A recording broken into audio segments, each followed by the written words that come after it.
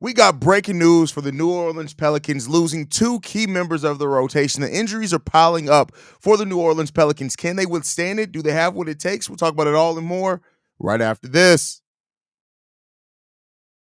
Welcome to the number one place for your daily basketball news and analysis, NBA Central.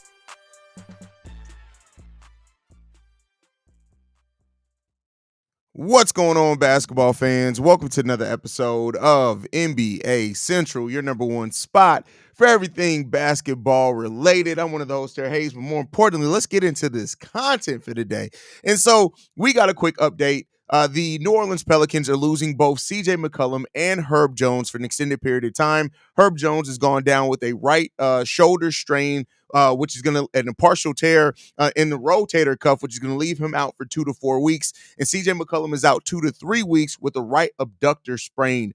This is really tough for the Pelicans, whose season started off with losing their new acquisition point guard, DeJounte Murray, with a broken hand. He's going to be out for quite a while. You're now losing Herb Jones for about a month. Same thing with CJ McCollum. This is going to be a tough period for this Pelicans team. Keep in mind, they also have Trey Murphy III, who's also out with a hamstring injury as well. You got Daniel Tice, who's day-to-day, Eve Missy, who's day-to-day.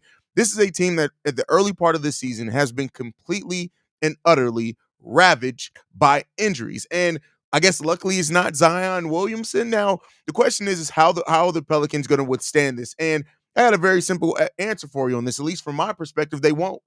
And maybe that's best for this team. This is going to mean that Brandon Ingram is going to get a chance to put a lot of shots up, maybe even turn some heads. We know that the Pelicans are looking to move Brandon Ingram. Maybe this helps facilitate that if he can stay healthy and really shine over this period of time. But other than that, man, this is going to be really interesting to watch. And if you're a Pelicans fan who their season has already started off at 2-3 on the season, and their schedule has been weird. They've played 5 games, but they only played 3 teams. They got a win and a loss against the Portland Trailblazers and 2 straight losses against the Golden State Warriors. They do take on the Indiana Pacers today, and that's going to be an interesting matchup to see how that shakes out. Rob in the building says a lot of injuries across the NBA. A lot. You're right. There have been a lot of injuries at the beginning part of this season across the NBA. That's for sure. Pelicans may be the same results as Memphis last year. That could definitely be something. There. There is no I know you can't stand up straight, but you can't see straight either, Jay Capone. You can't do that either. No, but all jokes aside, Jay Capone, that's my little brother. I gotta mess with him. But all jokes aside, this is gonna be a difficult stretch. And I mean, listen, there are a lot of teams as well that I don't think the Pelicans own their own pick outright. Like some of the injuries for these teams aren't going to necessarily hurt them when it's all said and done, because this is a very deep draft. So we'll see how that ends up playing a part into any of these things for these teams. And the Pelicans do not own their own first round pick outright this year. So, it is what it is when it's going to come down to that. So, we'll see it. No, they do. No, I'm sorry. I'm wrong on that one.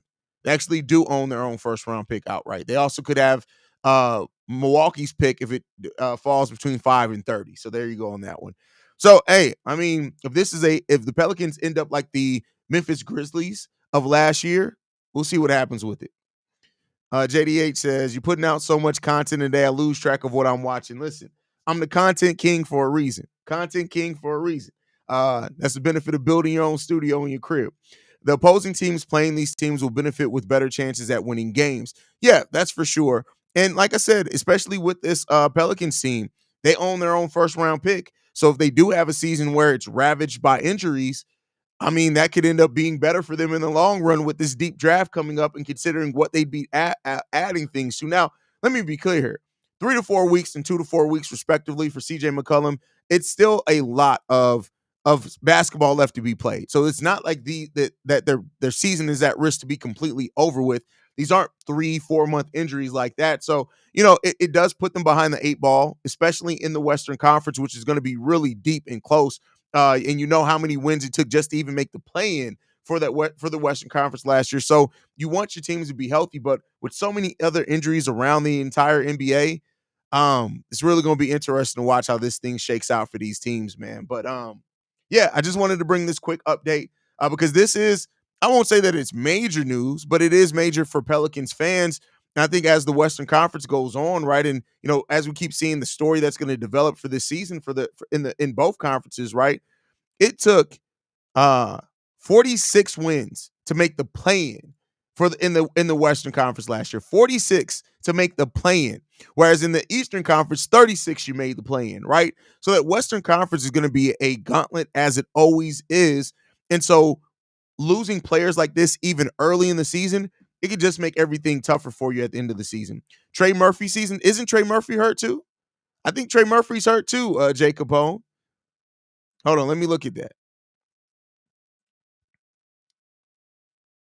Trey Murphy's hurt too, Jay Capone. He's out for a while. He's going to be out for 2 weeks as well. So listen, they're missing Trey Murphy, Herb Jones, DeJounte Murray, CJ McCollum.